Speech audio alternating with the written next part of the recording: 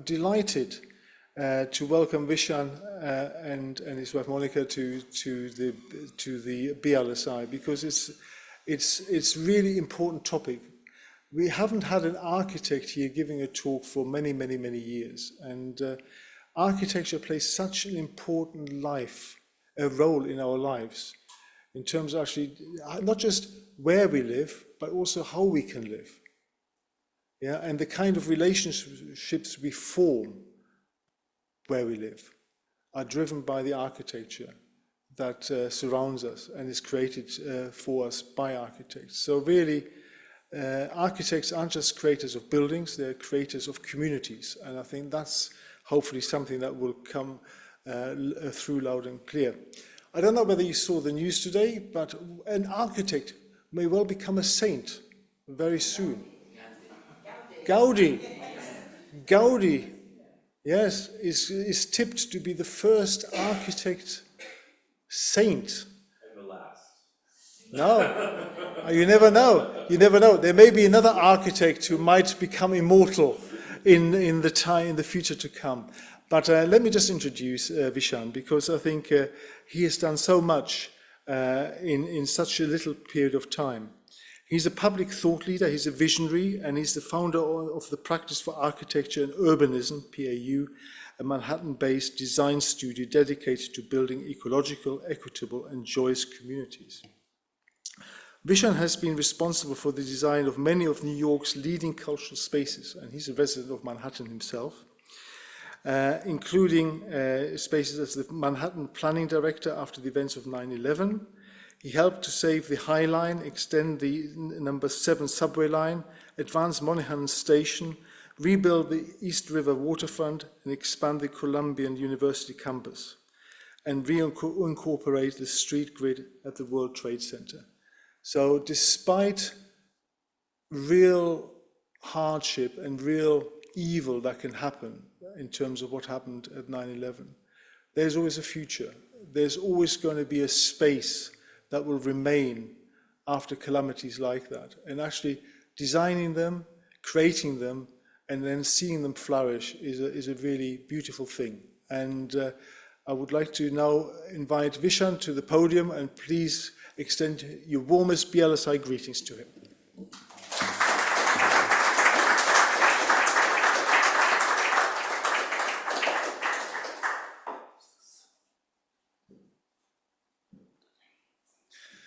Good evening, everyone. Thank you so much for this warm invitation. It's so lovely to be here.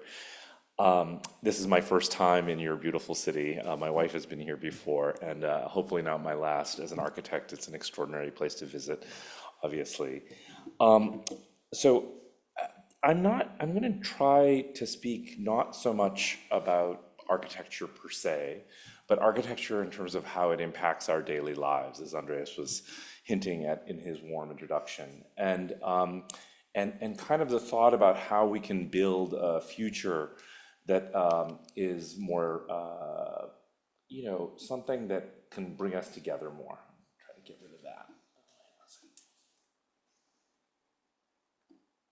Oh, I did the wrong thing. Sorry. Oh, I don't want to do that. There we go. All right, I'm gonna. Sorry, architects are very perfectionist, and so when something's on the screen, and plus you can't see the quote. So, to me, the struggle of architecture, and it's funny, I was just giving a talk at UCD in Dublin, and my former history professor was there, a brilliant historian named Kathleen James. It's terrifying giving a lecture in front of one of your former faculty. But I think her and many of my history professors influenced me deeply in terms of, I think about history, and I think this is particularly relevant that we're here in Bath, is kind of the struggle of architecture and the struggle of culture, really. And that can be a very positive thing to look at our history and rejoice in it. It can also be quite a negative thing, or at least a controversial thing. Make America great again. The again is a historical frame, right? And so this is, I think, our struggle as a species, actually. We think about this much more than most species do. And one of the ways I like to think about it is this Walter Benjamin quote, history is an angel being blown backwards into the future. And that was depicted by Paul Klee. Laurie Anderson used it in some of her song lyrics. And what I love, it's actually a beautiful image, this idea that we're pulling history forward with us, almost in a way that history resists. So it's being blown backwards into the future. And I find that to be kind of the struggle of architecture. It's the struggle of how we think about progress itself. And I think that I'm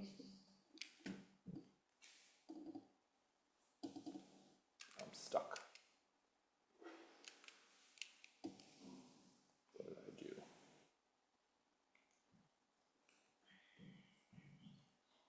Okay, I'll do. Yeah, I'll do that. Now, but history and the idea that history is an angel being blown backwards into the future, that's a very tricky question, particularly for our young people today. Our young people today are confronted with challenges that I don't think we all face. We faced maybe different challenges in our various generations, but there's a number of things that feel almost existential today. I would argue even worse than the Cold War. In the sense that, we have these deep political divisions, we have technology telling us that as a species we're not all that valuable anymore. We have climate change bearing down on us at an incredible rate. And this is in the United States. I'm not sure it's as applicable in the UK, but in the last 5 years, for the average person to buy the average home, the salary requirement has almost doubled.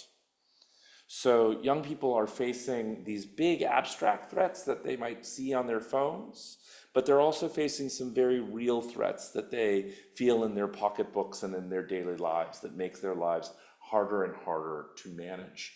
And I think about that, especially as an architect and an urban planner, in the context of how everyone in the planet lives. And so, we are today a planet of about 8.4 billion people. Most people live in urban areas and cities and suburbs. Rural population generally is sinking. The UN estimates that we will peak at about 2 billion more people on the planet by the end of the century. And that rural population will stay basically steady to where it was in 1950. So most people will live in cities and suburbs. Most people will live in cities that don't even exist yet.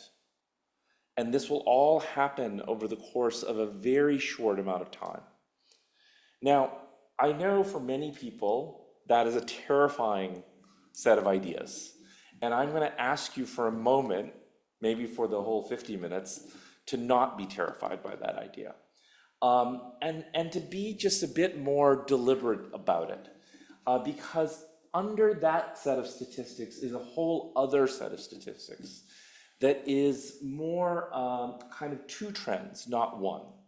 Which is what we are seeing is that population in the developed part of the world, the global north, for the most part, parts of East Asia, is not only holding steady, it's declining rapidly. In much of Western Europe, certainly in Japan and South Korea, where South Korea is almost in an existential crisis in terms of population. And so the growth is happening actually mainly on the continent of Africa, mainly in Asia outside of India and China. China has largely peaked. India will peak soon. And the other thing that I think is very important to remember, because we're talking about history, is that the places where you see population explosions and where population explosions have occurred are largely in places that have been ravaged by colonialism and slavery, by a lack of women's rights, by a whole bunch of things that have created this state of affairs. And part of why things level out is that as countries become wealthier, people have fewer children. As women's education grows, people have fewer children. And so these things will level out over time. But this is the state of affairs right now. And so we need to think about that. And of course, this puts tremendous pressure on controversial issues like immigration, which in turn puts pressure on controversial issues like how we grow and where we grow. Your own Kate Rayworth, I don't, are any of you familiar with Kate's work, Donut Economics? Great book. I love an economist who draws. So Kate has, I'm going to try to simplify it, but basically she draws this beautiful donut and says, instead of thinking about growth as an endless upward curve, that what we really need to think about is how we can live within a kind of donut, where if you fall inside the hole of the donut, you are living at some subsistence level. You don't have enough food, you don't have sufficient housing, and so forth. But if you overshoot the donut, which is what most wealthy people do and most middle-class people do, you are using more resources than the earth can afford, and that causes all sorts of trouble in terms of climate change and so forth. So her whole idea is that we should try to hover inside of the donut, even though most of our population is living on one side of that donut or the other.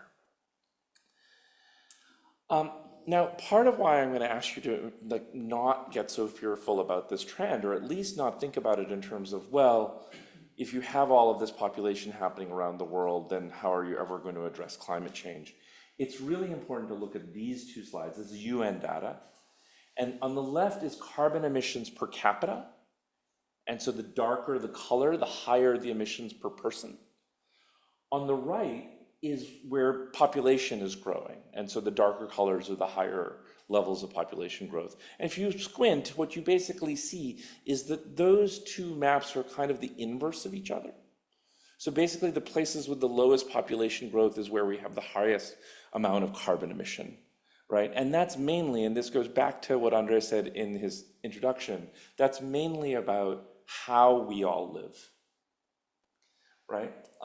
And so if you look at a more granular level of data, this is actually Berkeley data that's fairly recent. It talks about the carbon footprint in the eastern United States per person. Again, per person is a very important aspect of this, right? And you'll see that the inner cities of the Northeast, including where we live in New York City, has quite a low amount of carbon emission per person. Rural areas have quite a low amount of carbon emission per person. And then all of the problems are in between, and these things that we invented, largely invented in England, but really taken to its kind of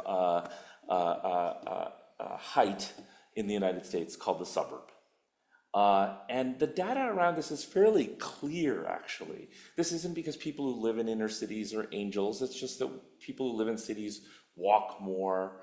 They tend to live in flats rather than houses, and flats heat and cool each other as opposed to houses, which are terrible thermal envelopes. Rural areas, it's interesting because you have to drive long distances in the United States to get things, but it's a conservation culture. You don't just get in your car to make one quick trip. You think about it. And there's also other things like landscaping equipment and other things that really drive up suburban carbon emissions.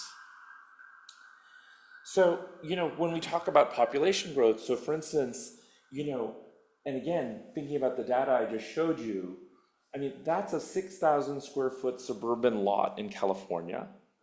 That's the size of a small village in Africa, and they are to scale. Those are the same size, right? And so we have this problem. We built a world around the automobile. The automobile became a definition of success for many people. That led to a different definition of success that also had to do with a larger house and then larger automobiles.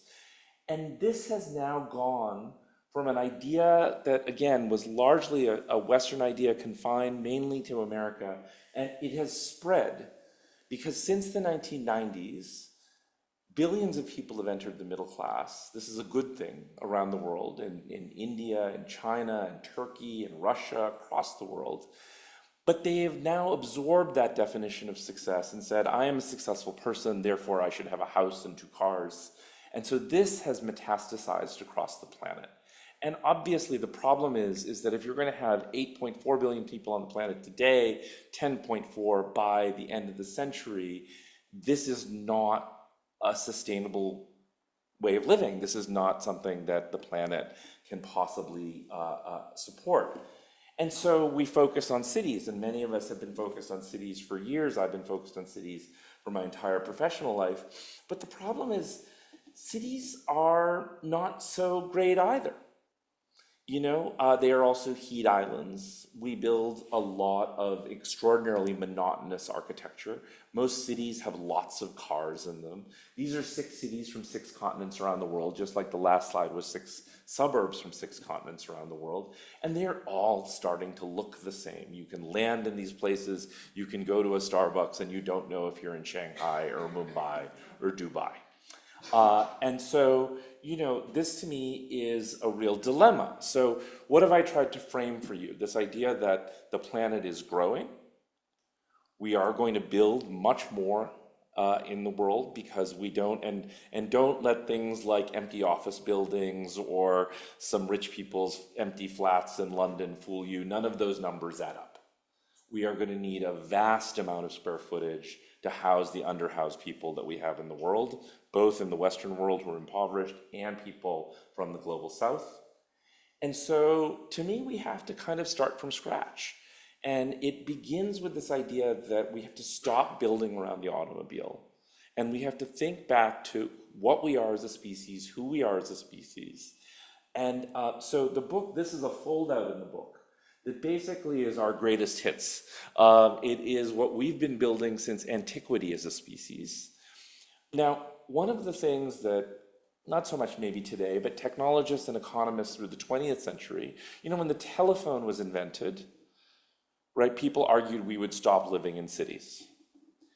The pandemic was the ultimate proof of the fallacy of this theory, that if we all had the choice, we would just go run off to the mountaintop and not be together. And yet here we are, post-pandemic, in rooms together.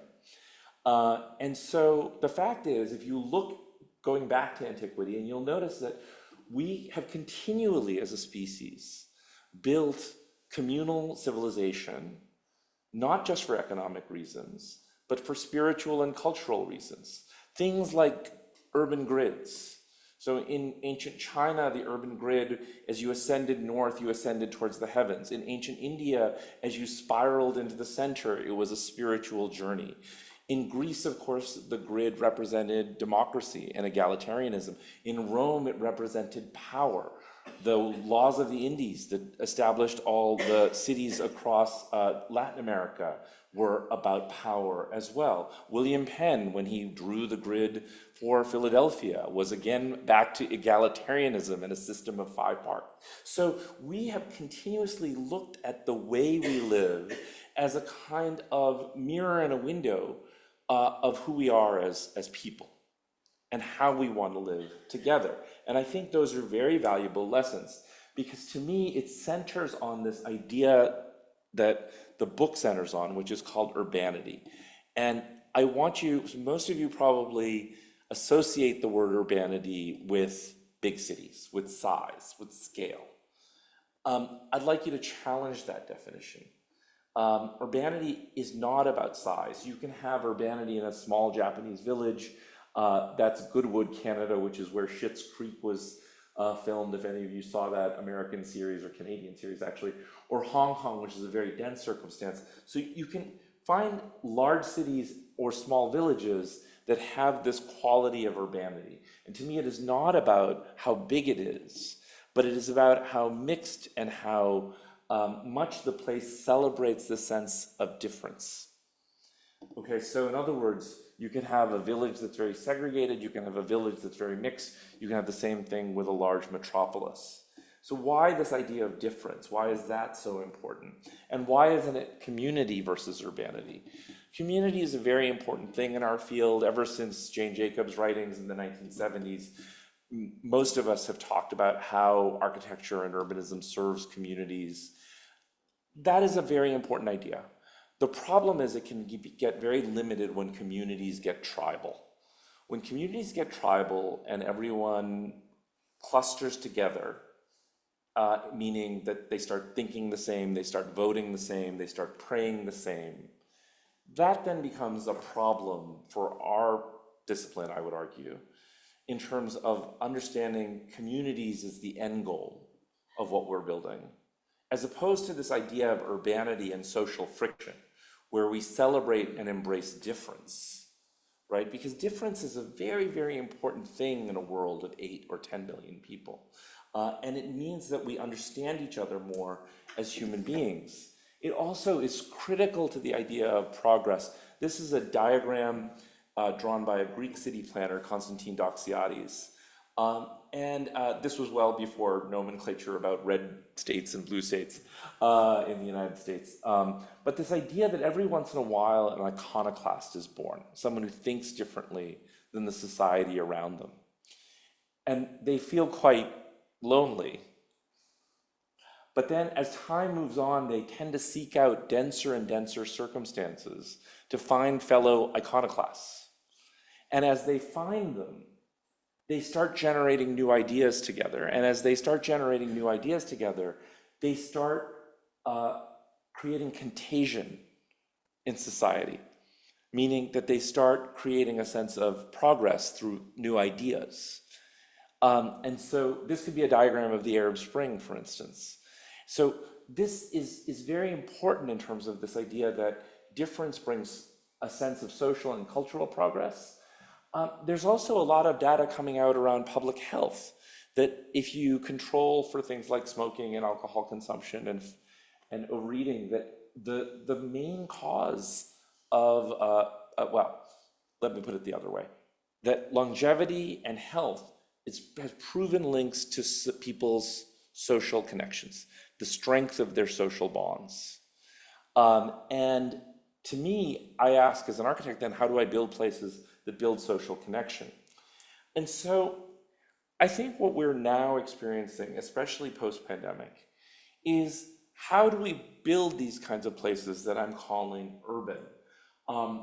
So, mayors around the world are doing very interesting things in terms of new forms of mass transit, or Anne Hidalgo, the mayor of Paris, who's created a much more pedestrian-friendly city in Medellin, in Colombia, where a new aerial network of these trams runs up and down to the favelas, the poorest parts of the city, and brings people down for work and culture, or bike share. So all of these kinds of things are happening at the policy level. At the policy level, housing has become extraordinarily important because of those affordability numbers I cited at the beginning. So in Paris, in Vienna, in Berlin, we're starting to see extraordinary new social housing projects. In Vienna today, about 60% of its residents live in social housing. It's actually, it's very interesting. In both America and the United States, we have this very stigmatized idea of social housing, council housing, and in Vienna, it's almost a point of pride that one lives in social housing at this point, right? Or we have different ideas about how to reclaim some of the streets that were given over to highways with new parks in Madrid, even in Texas. And so a lot of interesting things are happening at that scale of public policy. And then at the scale of architecture, we're starting to actually see, so I grew up in a time when architecture was about, what they called starchitecture, big multi-billion-dollar, large-scale projects. That's where the Pritzker went. These are 4 Pritzker Prize-winning architects: Aravena, Doshi, Carré, Lacaton, and these are all fairly recent winners. And these are all projects that are around social housing, extraordinary. That's a school in Burkina Faso. This is actually not a new project, but the remaking of a social housing project out on the outskirts of Paris. And so, it's extraordinary to me that this shift is happening in terms of what we celebrate in architecture. And so we are seeing these examples of now architects building, Grafton, if you know O'Donnell and Toomey's work in Dublin, Marina Tabasum, that is a mosque that's also a community center and also a place where one goes during flooding in Dhaka. Or this is former homeless housing in Los Angeles by Michael Maltson. And so we're starting to see this move away in architecture from those big flamboyant projects. You still see them in places, But where you actually see the progress being made in the field is this, and I would argue they share this idea of urbanity. So these are the things that I like to think about and write about. I wrote a book about 10 years ago called The Country of Cities that was primarily about the United States. This one's a more global book. It's also a more a design-oriented book, because the first book really argued for this notion that I tried to lay out about collective living, the suburbs being a problem, but it was a very data-driven book. Data is a very important thing, but I find that it does not compel hearts and minds so much. So people would say, well, yeah, you want to grow a city, you want to make it denser, you want to build it around mass transit, but will it be a great place to live? And that's in many ways what the second book is about. And so I want to end the lecture by talking about some of the work we're doing as kind of our attempts to kind of test the theory of what I've laid out for you today in terms of building urbanity. So we concentrate mainly in these practice areas of cultural and educational work, infrastructure. We don't truly have social housing in the United States, but we have these things called affordable housing that I'll talk about in a minute, and workspaces of the future. Thought leadership centers all of it, and co-design surrounds all of it in terms of always working with communities and end users in terms of what we try to build. And so we do a lot of different kinds of architecture all around, mainly the United States. Oops, sorry. And we also do a tremendous, and I think this is very important in a city like Bath, a tremendous amount of what we call adaptive reuse of building, where an existing building, a historic building was, and turning it into something new. And that is also, to us, a great form of sustainability. And that sense of adaptive reuse is not only true for our buildings, but our streets. And so, and actually the city writ large, that there's so much space in our cities given over to cars that I think increasingly we're looking at and saying, what else could that space be? And how could it better serve people? Okay, so this is the first example of that. This is, we won a prize called the Miller Prize in a town called Columbus, Indiana. This is a very small town in the Midwest of the United States. We did a tremendous amount of outreach to the community. We went to the local schools, senior centers. And what we heard is that in the post-pandemic, so a little background on this town, for those of you who are architects, you might know about this town. It is one of the meccas of 20th century architecture, this little town. The Miller family, who are wealthy patrons, basically hired the first Saarinen and the second Saarinen. They hired I.M. to do their library. And so the town is just scattered with some extraordinary examples of architecture in this little town. And the Millers, as they grew older, established this thing called the Miller Prize for newer architects to come and build something in Columbus. So we got a phone call one day that we should, we were winners and we should participate. So we did this community outreach, and what we kept hearing in the post-pandemic is downtown needs revitalization. And so we decided that we should look right in the heart of downtown, the main intersection, what the ancient Greeks would call the omphalos, the kind of belly button of the town. And after all of that outreach, we proposed this simple canopy structure over the main intersection. And so the town really liked this, and so we ended up building it. It's out there today. There it is, the main intersection. Cars and trucks can drive under it and so forth. And it's a very simple piece of architecture, but what it did was something remarkable. It gave people a stage, a platform to practice this thing that I've called tonight urbanity. And all of these diverse parts of the community that generally didn't feel an invitation for downtown. And what's interesting about this is this small Midwestern town is a very diverse town, but people just stayed, as I said, in their pockets. And then suddenly there were these parties on nights and weekends under this intersection that close it to the streets. Not the typical thing to do in America, but suddenly people said, okay, the cars can go around this intersection, it's okay. And they closed it to the streets, and suddenly all of these cultural groups, Pride Week came out here. And then to me, the most important thing was you started to see people from very different political leanings come together and have parties under this canopy. And for the times we live in, I think that that's absolutely critical.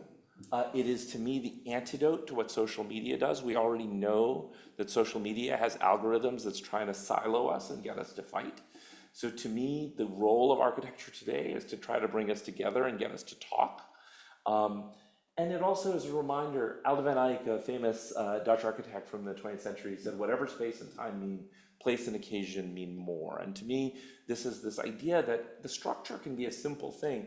The architecture gains meaning and definition from how people use it and what meaning they ascribe to it. So this is then, now I'm going to go into larger and larger scale works. This is in Indiana, a bridge that's about to open, not very far from the other project in Indiana, except this is in Indianapolis. This is in the heart of the main city. It's a bridge that's meant to emulate the nature around it. And actually, again, a kind of fight we had to put up with transportation officials to get them to have only one lane of traffic in each direction so we can have more of the bridge for pedestrians and cyclists. And actually some open space on the bridge.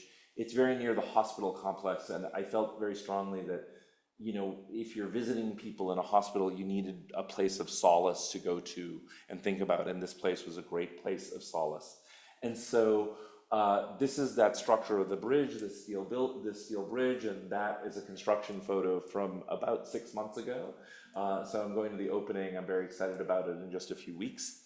And then a lot of our projects are in the, so something you might notice about this presentation is most of the projects I'm going to show are in American cities. A lot of them are in American cities that are considered kind of what, I don't know if you've ever heard this term, the Rust Belt, you know, our old manufacturing areas that are now going through transitions after hard times. This is an expansion of the Rock and Roll Hall of Fame in Cleveland. This is an I.M. Pei building. I'm a huge I.M. Pei fan. I will tell you this is one of his worst buildings. It was designed to look like a turntable from space and therefore had no functionality whatsoever. So we won this international competition to expand it, build a new lobby, a new performance space, and also change its relationship to the city. So what's interesting about the Rock and Roll Hall of Fame is it gets visitors from all over the world, but it also performs a very important local educational function, especially for school-age children who are learning about music. And so that was our basic diagram, that we were going to attach a new pyramid to Pei's pyramid that connected back to the city and Lake Erie and to the pyramid itself. And this idea of adaptive reuse, this idea of history being an angel blown backwards into the future. So that's our expansion on the right. That's the original Pei building on the left. One of our goals was to get it to be something that felt like it was always there, that it was kind of part of the DNA of the original structure, but at the same time channel the irreverence of rock and roll, a genre that isn't very reverent. And so that's the new entry condition. That is how it sits and frames this new plaza. And most importantly, a grade change that takes place in that entry condition becomes a new public space that we worked with the client to make unticketed. So this was an area you didn't have to pay the $20 to come into the Rock and Roll Hall of Fame, but instead could come and hang out. If you were school kids on a cold day in Cleveland, you could hang out here, have a drink, make some music. And so we're very excited about adding that public space as well as new performance space for the Rock and Roll Hall of Fame. And then in terms of adaptive reuse, and now going to New York City, this is in Brooklyn. And this you may find very interesting given the context in Bath. It's a different historical context in that this is a 19th century industrial historical context, a landmark building, what you would call a listed building, this old sugar refinery, where this entire waterfront had been closed off to the community. And actually, when I say community, I should say communities, because there were 4 or 5 different communities, going back to my earlier point, that surrounded this project and still surround it. And that includes an Orthodox Jewish community, an African American community, a Latin American community. None of them really interacted, none of them had public space, and now all their kids play together here. I think that's enormously powerful because those kids will grow up and I think have a different idea about difference because of that childhood experience. And then we were given, our firm was given the assignment not only of doing the master plan and working with the landscape architect on this park, but to put a new creative office building in the main sugar refinery, which is that building with the chimney. This building historically, it was built in 3 parts, none of the windows lined up, and this is what it looked like inside. It was mainly sugar refining equipment. Don't eat refined sugar, it's a disgusting process. And so the facade was actually fake. Those windows didn't relate to floors, there was machinery behind it, and none of those windows lined up. And so, when my client first called me, he said, we can't get light into the building, we can't create a flat floor across the building, none of the foundations are straight. And I drew this initial sketch, which was this idea of building a building inside of the building, creating a gap between the old building and the new building to let light in and create normal floors. And so because it's a listed building, we have a landmarks review process in New York City. And we went to them with this story about, and it's very much a true story, about the fact that this is what the inside of the building used to look like with this sugar refining equipment. The facade, as I said, didn't really relate to floors. There was this system of steel beams and steel tiebacks that held up that brick facade.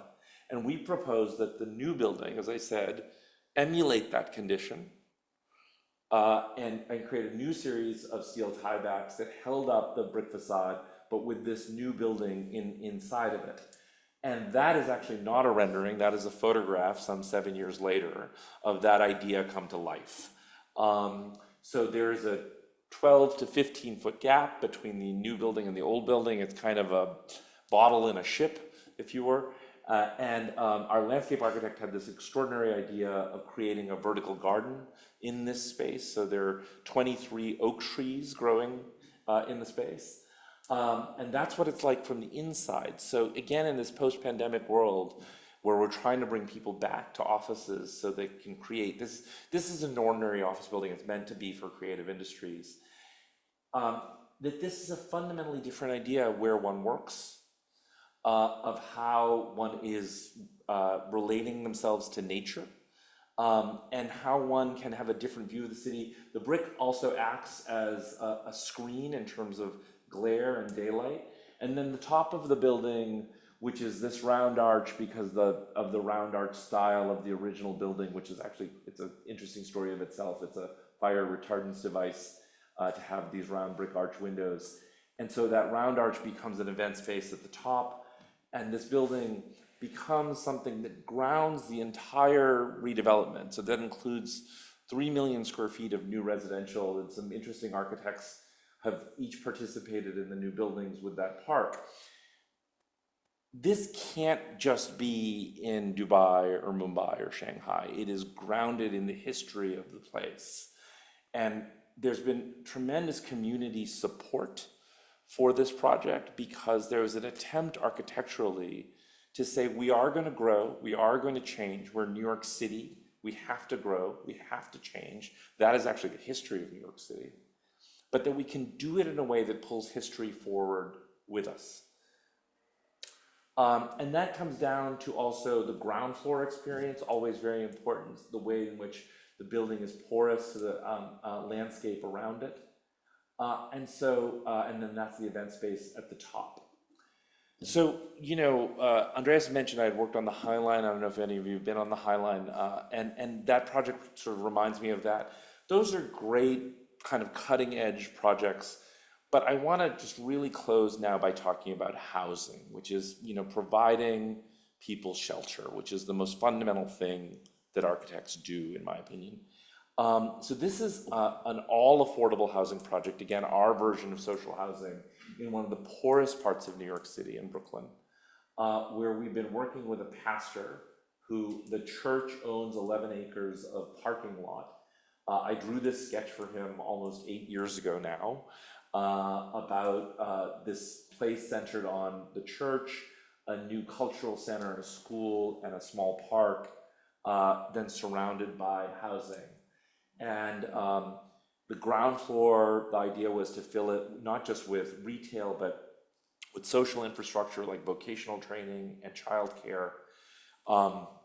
We worked through a very careful community approvals process about the building heights and so forth. This is a very low budget project, done with something called, well, it's brick and then block and plant construction, some home ownership, a curbless street. Most of the money that we put into the budget was about people's doorways, their entrances, this idea of giving dignity where people live. We weren't trying to create capital A architecture with this. This was this idea of primarily giving dignity. So that project is under construction, but to me, one of the big challenges we have in the Western world, and especially actually, frankly, in more progressive leaning places, is that project is going to take 9 years from conception to the first family living in the first apartment. And that's because of the pace of our planning approvals, the extraordinary slowness with which we've decided to regulate new housing and new development. And so I teamed with the New York Times with this question of how can we provide the housing New York City needs? So New York City is a city of about 8 million people. I believe it could be a city of 10 million people easily. When we talked about adaptive reuse. We have one of the world's great legacy transport systems. We have the only major subway system in the world that has both local and express stops, so we can move people vast distances in very short amount of time underground. So I wanted to set out to prove that we could actually meet our housing needs, potentially house 10 million people, but without changing the fundamental character of New York City. And so we had self-imposed rules. We said you had to be near the subway system. You had to be out of the flood zone. And using those rules, we found over 10,000 sites that were either empty or had a one-story building on them. By empty, that generally means they had a parking lot on them. Most cities have this. People walk around cities, they think they're full. Cities are filled with parking. So we said we're not going to use single family houses or super tall skyscrapers because, believe it or not, that third one over is not a super tall skyscraper for New York City. And so we have everything from 2 to 3 story buildings, 5 to 15 story, and then out to 50 story, depending on the context. And then we said, given any one of those 10,000 sites that we found, that you couldn't build taller than the tallest building within a certain radius. That was how we defined character. It was a very rough analysis. And we found that using those criteria, that we could generate 520,000 housing units. We have 100,000 people sleeping on the streets of New York because we're not producing enough housing. And that includes, by the way, many families and many children.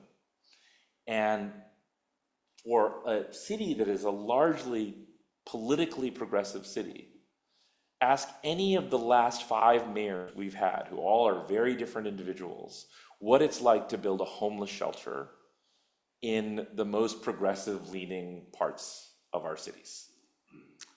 And so this is a dialogue I think we absolutely need to have, especially given the politics of our moment, because, you know, at least I'll just speak from an American context, that if the Democratic Party can't prove to people that we can provide needs for them, they will walk away, right? And so when it is clear that we can do things like this, where we can put a fairly modest 60-unit apartment building where there was once a one-story grocery store, and that building is basically the height of the building that's 2 doors down, that should not take 5 or 7 years to get approved.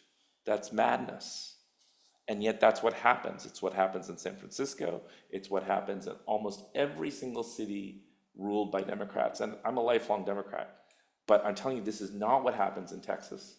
It's not what happens in a lot of the places that are gaining political momentum because we're failing people. And so the very, very last thing I want to talk about in terms of housing is this issue of scale. And for those of you in Bath, I think this would be terribly important. One of the challenges we have is that the urban density, so when I say to people, density is a good thing, often they'll say, well, yeah, but the new buildings, the scale of them, the materials, there is an urban density that you can find across the world, a kind of fabric that people find beloved. People travel halfway around the world to walk and shop in. We don't build it for the most part anymore. A lot of that is for good reasons. The older buildings don't meet wheelchair code, fire code, all of these other things. And when you put that stuff into buildings, they become bigger and they become more expensive. And they're all well-intentioned codes, but they have that effect. So for those of you who sometimes wonder, why don't they build it like they used to? There are lots and lots of reasons that go just beyond capitalism, right? There's a lot of good intentioned reasons. But one of the things that I find very interesting is the International Building Code allows you to build a 3-story building without an elevator, as long as the apartments on the ground level are accessible to a wheelchair. As soon as you go to 4, you have to have a lift.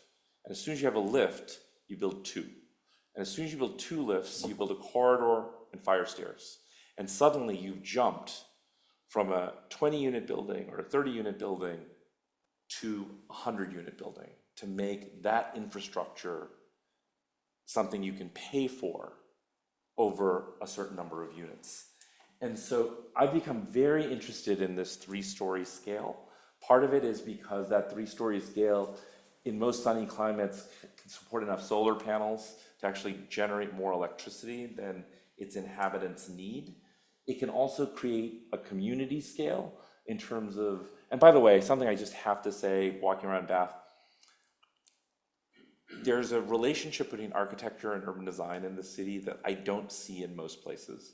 You can go to the Crescent, and what's interesting is there are railings that are curved and doors that are curved, and all of a sudden there's this relationship from micro to macro that's quite extraordinary that we've lost in most of our cities. This is an important example of how the scale of a building can create the scale of a city, right, in terms of courtyards and so forth. And that's something that we are missing sorely in the places we build. So I believe that is a prototype that could actually, what's interesting, you say, well, what's the impact of a 3-story building module?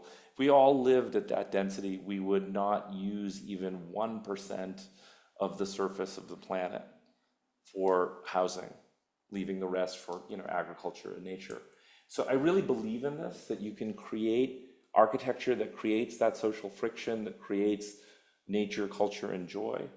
And I've seen it firsthand, so I really believe in it. So thank you very much for your attention. Happy to take your questions.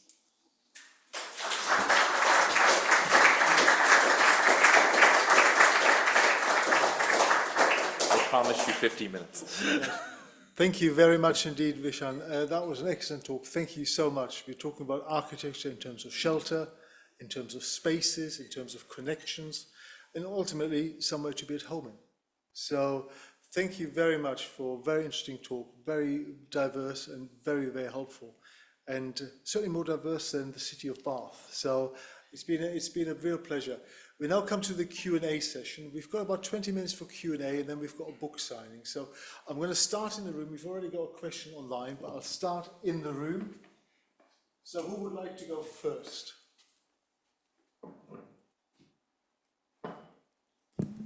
Oh, all the hands are going up at once now. So I'll start with the lady at the back and work my way forward.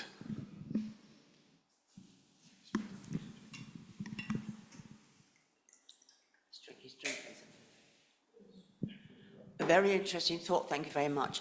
I just wanted to ask, in your apartment blocks you design, do you have opening windows? Yes. Because I've come across new buildings in Bath. I was trying to book a hotel room for my daughter who doesn't like air conditioning, and the new hotels have not got opening windows, and they said it's due to health and safety that they don't open. But I thought it would be opposite of health and safety if you have to depend on air conditioning. So do you have the rules in America about, Yeah, so I'm not exactly sure what your rules are in the UK. In the United States, um, in most cities, not every city actually, but in most cities, an apartment, a flat where someone lives, has to have operable windows, has to have windows that open. Hotels do not. And hotels generally do not like windows that open because they find their guests cause trouble, which I find kind of astonishing, and there should be ways around this. I'm really glad you asked the question because, so this building, which is an office building, and office buildings historically did not have opening windows. We've provided opening windows. Most windows can only open 4 inches, so a child can't go out and so forth. But because we found office workers want fresh air, right? And so we have to kind of get out of this mode of air conditioning. There are all sorts of ways of passively cooling buildings. And so that is an interesting point, though, about hotels. Hotels almost never do it. And you'll find in some of the older hotels where they've been converted to hotels, they've locked the windows. They've actually sealed them. Vishaan, that was a very enlightening talk, and you're clearly American, and I'm so glad you've come to Bath, which, as you probably know, is a World Heritage City, Yes. which produces enormous difficulties. We have around about 80,000 people here in the city as a population, and we have to grow.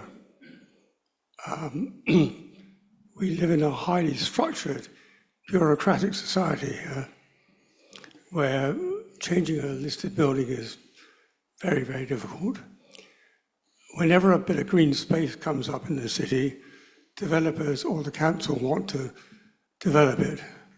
It's very, very difficult to create urban spaces here. I'd like to know how you feel UK bureaucracy is in comparison with the States. And I've worked in the States, so I understand your position, but we do have a very rigid situation here, which is very, very difficult to change. Thank you for the question. It's a challenging question. I don't know enough about UK bureaucracy to speak about it intelligently. What I will say about this is I think design review is a very difficult process. And in my mind, let's talk about listed projects versus projects that are not listed. When something is not listed, maybe you're near something listed, but you're, your own independent site and it's a parking lot or something and you're redeveloping it. I've seen very few examples where design review has yielded better results. Where I've tended to see better results is when there is a standard around good architecture. Now, this is a very tough thing to impose bureaucratically, because what does that mean and to whom? I actually think the unlisted world could take some examples from the listed world. So for example, this project, listed building, the Landmarks Commission, which is a very, I would say in New York, a very erudite commission with lots of people who are architects, historians, people who really are subject matter experts, where they saw in this project and many other projects in New York a means to merge the old with the new and do that in a way that was intelligent and also thought-provoking, challenging. Not this idea that the new should just disappear and the old should live on in amber, but have some kind of tension between new and old, where the new doesn't overwhelm the old doesn't overwhelm the new. And so, bureaucracy, to me, and even it's embedded in the word, this project went through Landmarks review. It took 2 months to get Landmarks approval. It does not need to take a long time. And in fact, I would argue that delay is the enemy and speed is progressive. What it takes is intelligent people and intelligent dialogue. And of course, all public dialogue is going to have its mix of intelligent and unintelligent, but it really is, in my mind, about not just good architects, but good developers, good clients who are going to use good materials and design, smart things, and a public review system that isn't built against change, but is built to identify intelligence. And that is a very hard thing to legislate, right? But, what I have faith in is, in Western democracies, in Japan, in India, in China, these are very old cultures that have some sense of themselves, and there should be a way to mine for that intelligence and get those people to participate in those processes. So I think that's a very inadequate answer because it doesn't have much objective, reality to it beyond a quest for intelligence. And we're not getting into Bath planning at this meeting. So, this gentleman here. Yeah. Thank you very much. How do you measure joy? You can't, other than maybe smiles on people's faces. For me, this fountain, which I did not design, our landscape architect designed at Field Operations, brilliant woman named Lisa Switkin. This fountain, if you sit on those steps, you will see joy firsthand. And also, as you watch people encounter this building, other buildings that are designed by other architects, whom I think are very good, I've seen people on the park in the Crescent over the last 24 hours. I see a lot of joy there. This is not something that you can measure, perhaps other than by saying, people will not live in places that do not bring them joy. People will leave. And to me, one of the hardest things to prove, but I think is absolutely true in terms of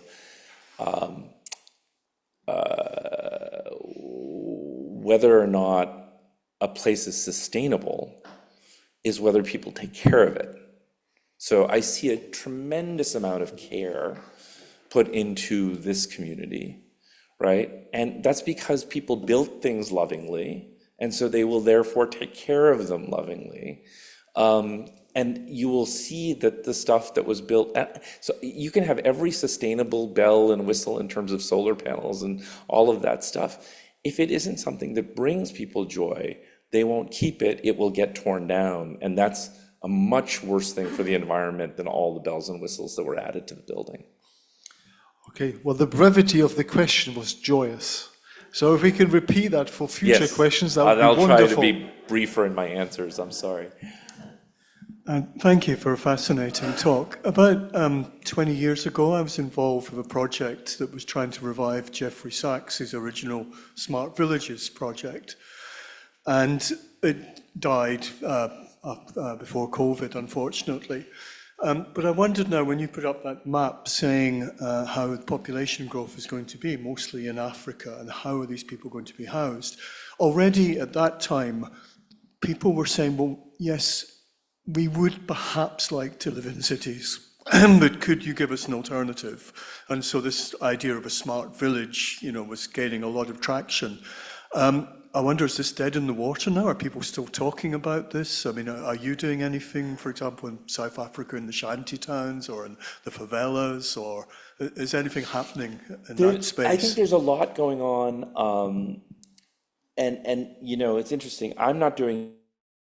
I have friends that are trying to sort of leapfrog culturally, right? So if you think about, like the great example is in India, they jumped from no telephones to cell phones, right? And so we could leapfrog, and there are places being designed that are being designed as carless places because they're sort of leapfrogging into the next generation, which is really this kind of back to the future of building the walkable village. There are examples of that going on all over the world. with different degrees of success. To me, it's not about, I would argue that this city has a relatively healthy relationship with the car in terms of the scale of the streets, and that the cars can add a certain amount of vitality. It's not that every place has to be walkable. You have pedestrianized streets here, you have streets with cars on them here. It's just a question of whether that ratio is correct, right? As opposed to, well, the obvious example, Los Angeles. No, but I think the short answer is yes, that is not a dead movement at all. The one thing I have found, however, in a way that I don't think any of us imagined, is there is now a fairly conservative backlash against all of this. Something that happened in the UK was, of course, this conservative backlash against the 15-minute city, which suddenly people thought was some strange, totalitarian plot to take over how people live. We have we have a version of that in the United States too. So the politics, again, is quite charged around this stuff. Where I draw hope, though, is if you look at the data of where young people and even retirees and so forth gravitate, it's places like this. This is where people want to be. And so I kind of generate hope that all those experiments will head in the right direction despite the backlash. Okay, we've got a couple of questions online. I'm going to zoom right out now and ask the question about climate change. How can architecture help us reduce the impact on climate change and help decelerate it? Well, hopefully I tried to talk about that for most of the evening.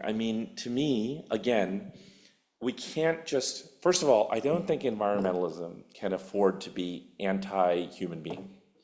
It can't afford to be misanthropic, right? Again, we have about 8.5 billion people on the planet. We will have 10. We can't wring our hands about that, because who's going to volunteer to leave the earth because we think there's too many people, right? So we have to start on it from a different basis, I think, which is how can 10 billion people live comfortably with the planet's resources? That gets back into the previous gentleman's question, which is, can we live in ways that are smarter, not just in terms of green buildings, because frankly, I think a green suburban house, with a Tesla plugged into a solar panel does absolutely zero. And we have a lot of data around that now, right? Because how we live has so many knock-on effects in terms of agriculture and the nature around us, soil erosion, there's a million different things, biodiversity. And so if we're going to have 10 billion people, we have to find more compact ways to live that don't use so much of the planet's surface. Then the green building technology becomes more important, which is why I showed the solar panels on the 3-story houses, right? So then it becomes more effective and more valuable. But part of why the book is called Nature, Culture, and Joy is, the nature part is obviously a reference to climate change. But if you don't have a culture where people are talking to each other, and if you don't have some sense of joy, I think it's going to be very hard to solve the climate change problem, because climate change is the most difficult collective action problem we've ever faced as a species. And so collective action requires collective engagement. And that means we have to have places where people can speak to each other, especially people who disagree. To me, that is the fundamental challenge we have in front of us in terms of climate change, is how do we talk to people who disagree with us? How did we end up in a world where in the United States, we've got, hardcore activists on the conservative side driving electric pickup trucks? There's a strange kind of full circle thing there that I actually think might be an opportunity. So, my point is that architects have to get out of just this space of green buildings. It's important, but it's not at all the measure of what we need, and into this thing of how do we build places where people interact. Okay, thank you. Another question online is, how do we keep cars out of cities to create these new urban spaces? Again, this goes back to the question and what I was talking about earlier with Bath. I don't think it's about keeping them out completely. Cars, I've driven cross country 6 times actually. I think cars have a role in our society, but regardless of their technology, the problem with them is they just take up so much space, right? And that's a lot of space that can be used for other things. And so we just have to have the correct ratio of people space to car space. And again, I think Bath is a pretty good example of how to keep that balance in check. Good. Another question in the room. We've probably got room for a couple more questions.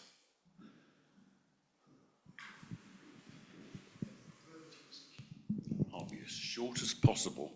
I used to design units for elderly patients with dementia, and I used to, because I was an old age psychiatrist, and I used to design them down to the last minute detail, but I did learn that the best thing to do is to keep it simple.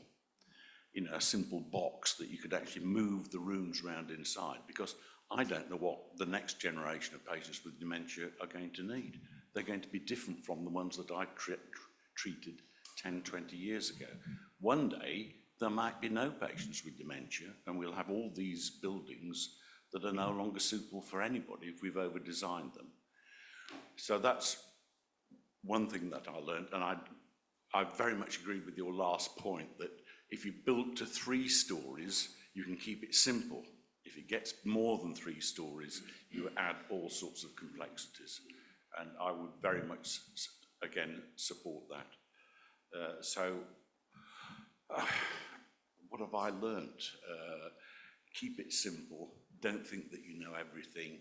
Don't plan for a future that you may not actually anticipate. There you go. Not so much a question as an observation, but that's absolutely fine. Keep it simple. I think, does that resonate with you, Vishaan? Yes. With your 3-story? Absolutely. Well, and the thing that resonates is you don't know what the future will hold. This was a sugar factory. We designed it now as an office building with this event space, but you know, it could be a factory again. It could be a museum. It could be lots of different things. And to me, that is at the core of sustainability, to not, because if you don't keep it simple, the idea that it becomes so specific, then it loses all future use other than that specific thing. That's actually, when you look at the office buildings that are the most in trouble in our cities, they're the ones that can't be used for anything else. It requires too much money to make them into anything else. So is there something to be said about temporality versus permanence? Yeah, absolutely. Look at this space. This wasn't designed for this. No. Okay, we've got this lady and then one more question after that. Thank you. It was a really interesting talk. Just thinking about flexibility of use of buildings. It often happens with schools that depending on the birth rate, the numbers you need to go vary from year to year, and then you can end up with schools expanding and then finding that they got all this extra space that they're not using. So I'm always thinking that would be, to kind of think ahead and have that sort of flexibility built in would be good. But my question really was to ask you, have you been involved with designing any libraries, public libraries or university libraries? I haven't. We're doing a university building from Princeton that I didn't show that has a very small library associated with it. Libraries have become a big buzz thing again in America. Eric Kleinenberg wrote this great book called Palaces for the People that I'd really recommend, that's about libraries and library design.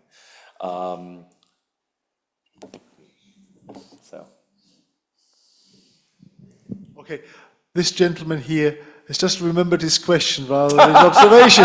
So we're going to give him another crack at it, as long as it's a 1-sentence question. Yeah, I can always talk the hind leg off a donkey and not remember what it was I was going to say to start with. You've mentioned that the massive increase in population will be in places like sub-Saharan Africa. Will it be possible to live in sub-Saharan Africa in 50 years' time? Yeah. Probably not. And so, again, this presents the fundamental challenge in terms of immigration, right? So, I mean, if you were just like thinking about it simple-headedly, the developed North, we have all this housing, we have all this infrastructure, we don't have enough workers to support the retirees, right? That's generally true across most of Western Europe. It's generally true in Japan and South Korea. It's increasingly true in the United States. The logical thing, bring workers in from other parts of the world where the climate is better here and where they need jobs, and that would be a logical thing, right? But then you get into this question of history, right? And so then you get into all of the battles around immigration that I don't have to tell the audience about. But that, I think, is going to be why this, I mean, you probably didn't come into an architecture lecture to hear about politics and geopolitics, but to me, they're tied at the hip. How we live will not escape this question of immigration. And so, you know, to me, there's an obvious solution to the problem before us, but it's not so obvious to most people. Okay. And it's fair to say that there's lots of architectural work going on in Saudi Arabia, for example, that looks at sort of arid landscapes and cooling buildings and things like that to actually live in those spaces in the future. Final question, this gentleman here. Thank you. I'll keep it short. How much is your vision of the domestic living spaces dependent on a change in attitude between ownership versus rental? Yeah, really good question. Well, in the United States, most people rent. All of our subsidies, tax incentives, and so forth are given to homeowners. The UK eliminated a lot of those subsidies. Bravo for you.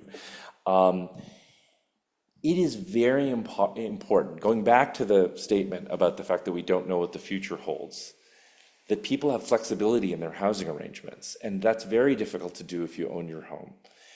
We therefore can't have this idea that homeownership is the only means for people to generate equity and wealth and so forth, as well as the fact that it tends to shut out younger generations. And we've seen that, and especially homeowners tend to be the ones who fight new housing the most in their communities. They're worried about the supply, reducing the value of their home, and so forth. So having a healthy balance of renters is an extraordinarily important thing. That's not to say homeownership is all bad. It's obviously very important in terms of kind of a community context, but striking the right balance is critical. Okay.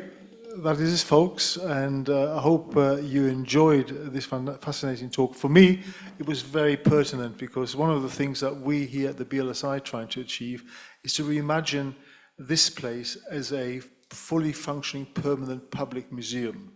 We have about 160,000 items in our basement, and they never see the light of day. I hope you enjoy the exhibition and come back to the exhibition downstairs, but there are a couple of hundred items. So, you know, what we really want to do is make this a museum of natural and human history. So, plenty of thoughts here for me. So, can you please put your hands together for Vishaan and for a fantastic talk?